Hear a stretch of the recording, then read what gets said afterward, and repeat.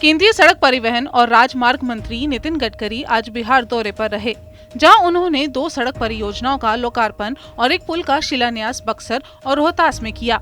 इन दोनों कार्यक्रमों में तेजस्वी यादव की मौजूदगी रही।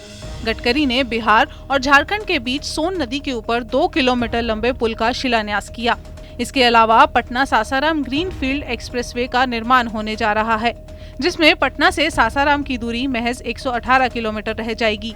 साथ ही कोइलवर से भोजपुर 4 लेन सड़क का लोकार्पण किया गया। ये सड़क NH30 को NH84 से जोड़ती है। इसकी लंबाई 44 किलोमीटर है। निर्माण लागत 1662 करोड़ रुपए है। इस सड़क के माध्यम से पूर्वांचल एक्सप्रेसवे की संपर्कता मिल रही है। इससे लखनऊ के रास्ते दिल्ली जाना आसान होगा। जेडीयू कैंडिडेट मनोज कुशवाहा ने मुजफ्फरपुर की कुढ़नी विधानसभा सीट पर होने वाले उपचुनाव के लिए अपना नामांकन किया। बीते शनिवार को ही महागठबंधन ने कुढ़नी विधानसभा सीट पर जेडीयू कैंडिडेट मनोज कुशवाहा के नाम का ऐलान किया था। इस सीट पर होने वाले उपचुनाव के लिए नामांकन की आखिरी तारीख 17 नवंबर है, लेकिन बीजेपी ने अब तक अपने उम्मीदवार के नाम की घोषणा नहीं की है।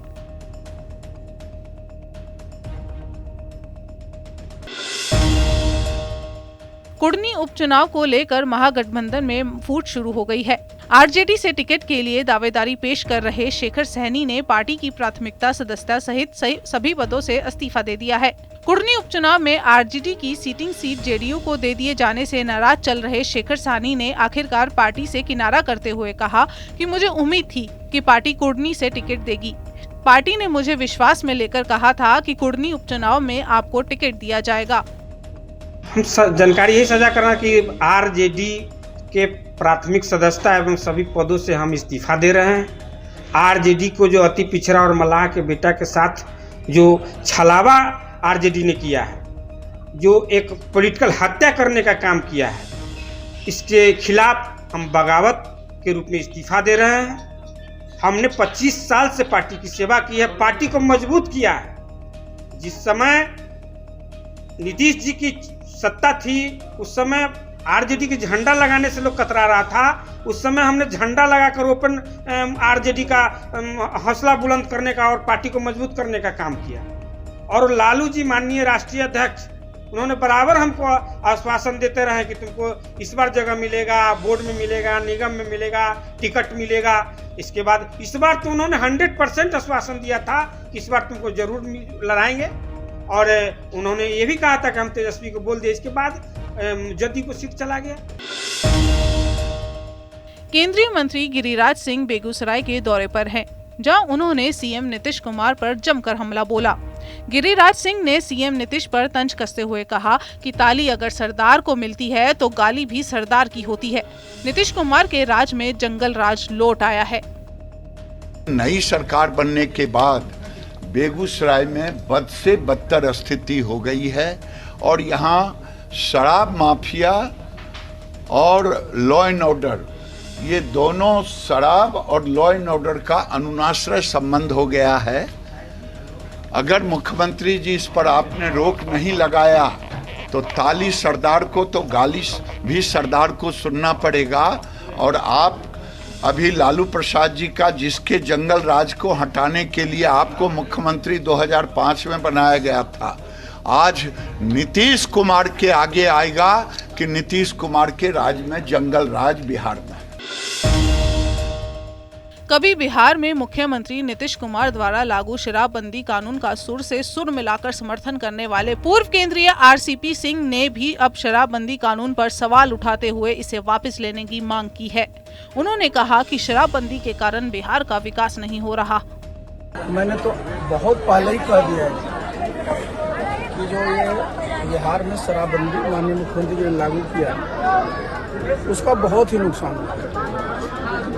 आप सब जानते हैं कि जो बिहार में अपना संसाधन तो बहुत ही कम है, तो जो 15 से 20 हजार करोड़ रुपया आबकारी से आता है,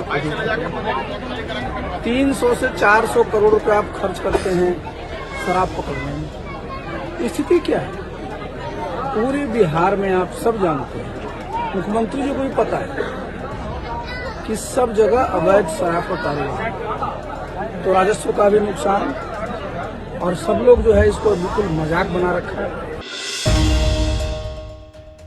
भारत के प्रथम प्रधानमंत्री पंडित जवाहरलाल नेहरू जी के जयंती के अवसर पर नेहरू पथ स्थित नेहरू पार्क पुनाईचक में आयोजित राजकीय समारोह में राज्यपाल फागू चौहान एवं मुख्यमंत्री नीतीश कुमार ने उनकी आदमकद प्रतिमा पर माल्यार्पण किया। साथ ही बाल दिवस पर प्रदेशवासियों को हार्दिक शुभकामनाएं भी दी। इस अवसर पर मुख्यमंत्री ने नेहरू पार्क परिसर में चंपा पौधे का रोपण भी किया। नालंदा के लहेरी थाना पुलिस ने गुप्त सूचना के आधार पर पीर पहाड़ी मोहल्ले में छापेमारी कर अपराध की योजना बनाते 8 बदमाशों को गिरफ्तार किया है, जिसमें से 5 नाबालिग हैं। पुलिस ने इनके पास से 3 देसी कट्टे, 8 जिंदा कारतूस, 5 मोबाइल, ताला तोड़ने के औजार और चोरी की 2 बाइक भी बरामद की हैं। पुलिस को सूचना मिली थी कि बड़ी पहाड़ी मोहल्ले के पीर पहाड़ी मोहल्ला में सत्येंद्र पंडित के मकान में कुछ बदमाश अपराध की योजना बना रहे हैं। सूचना मिलते ही पुलिस वहां पहुंचकर घेराबंदी करते हुए 8 बदमाशों को गिरफ्तार कर लिया। ये लोग पढ़ाई के नाम पर किराए के मकान में रहकर शहर में चोरी, बाइक की छिनतई और बाइक चोरी की घटना को अंजाम दिया करते थे। चोरी और छिनतई के बाइक को ये लोग गया और नवादा जिले में ले जाकर छिपा देते थे। देर रात्रि पुलिस की कार्रवाई की गई है। सूचना मिली थी कि कुछ अपराधकर्मी हथियार से लैस होकर एक पीर पहाड़ी एरिया के एक मकान में जमा हुए हैं। इसी संबंध में टीम बनाकर कार्रवाई की गई पुलिस अधीक्षक महोदय के दिशा निर्देशन में। जैसा कि आप लोग देख रहे हैं कि 3 देसी पिस्तौल है, 8 जिंदा गोली है, ताला तोड़ने वाला औजार, ताला काटने वाला रेती, मोबाइल सेट और 2 चोरी की मोटरसाइकिल की भी बरामदगी हुई है। इसमें कुल 5 जो विधि विरुद्ध बालक हैं उनको निरुद्ध किया गया है और 3 मेजर जो अभियुक्त हैं उनकी गिरफ्तारी हुई है। दरभंगा के बहेड़ा थाना क्षेत्र के हावी भोआड़ गांव के एक खेत में एक गिद्ध के शरीर पर सेंसर जैसा डिवाइस लगा देख इलाके में सनसनी फैल गई। लोगों में कई प्रकार की आशंकाओं के साथ ही तरह तरह की चर्चाएं शुरू हो गई। कोई इसे पड़ोसी देश द्वारा जासूसी कराने से जोड़कर देखने लगा, तो कोई आशंका भरी निगाहों से इस बेजुबान गिद्ध को निहार रहा था।